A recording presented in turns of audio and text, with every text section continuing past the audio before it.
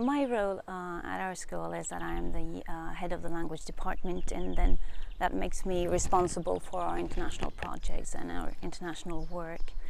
And our school is the second largest upper secondary school in our area. So we have 1,350 students, and by 2020 we will have 1,650 students and then be the largest school in the area. And we offer a variety of lines of study, all from the core subjects, and then you can move on to the international baccalaureate if you like, to 5 different vocational lines of study. So we cater to a relatively large area, so our students come from all over the country to study with us. And we're situated about 30 minutes train drive from Oslo, the capital. So even though the school is situated in a rural area, it's very easy to get in touch with the more urban parts of the country. And we also have a university in our small community called the University of Life Sciences. So we have a relatively international population for such a small community.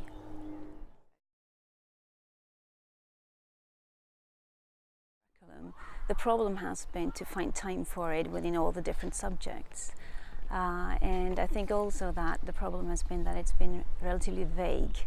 We have had, for instance, exchange students going abroad, coming back, telling about their stay. We always have exchange students from all over the world staying at our school and telling about their home country, but we only reach out to a few students and it's often a bit vague. We've tried to have clubs where students join Model United Nations, European Youth Parliaments and things like that, which have been good. But what we're hoping for now is that we can get a more specific program that will be easier to use and that it will be easier to reach more students than we've done so far.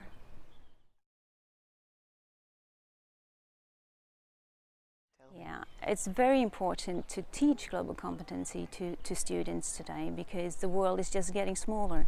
And as you know, Norway is a small country in a little part of the world, and lots of our students will go out and travel to other countries for work and education. And I don't think it's possible to stay isolated in our little part of the world. So we need to prepare a student for life and not just for exams.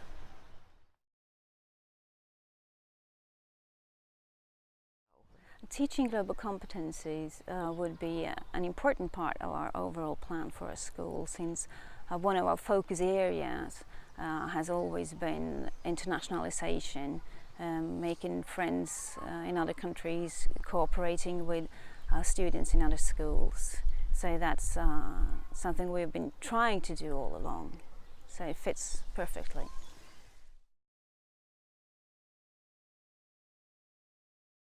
So we have set one lesson aside every week to teach it, and then what we've done now is we tried it out with one class. So that's the class that we call our international class. So they have had one lesson then every week on their time schedule, where we've been going through the different elements and worked with the ebook and the toolkit that we're trying to develop.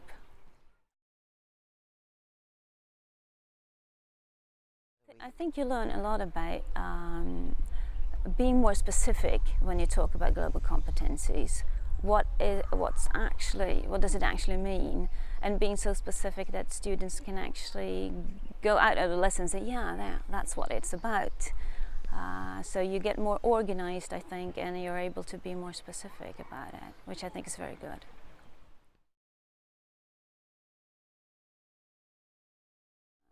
The most important advice would be to set aside time for it, because our everyday life is quite busy, and it's important that if they mean something about this, that if they mean it's important, they need to set aside both time and resources for the teachers to actually do so.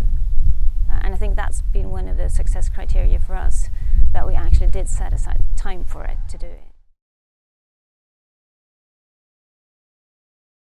So I think one of the main challenges is perhaps that this is a new way of thinking. It's not necessarily just about right and wrong and a set curriculum. So yeah, it's a new way of thinking and new land to plow and try to manage. Yeah.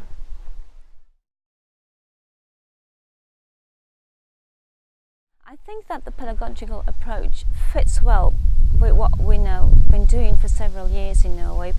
For instance, when it comes to the use of ICT in teaching, because lots of this will have to be online to be able to be in contact with students in other parts of the world, and to use ICT in itself is perhaps not a good goal, but to use it pedagogically is, of course, and to do that well is something that we can always improve on, and I think that this really helps us.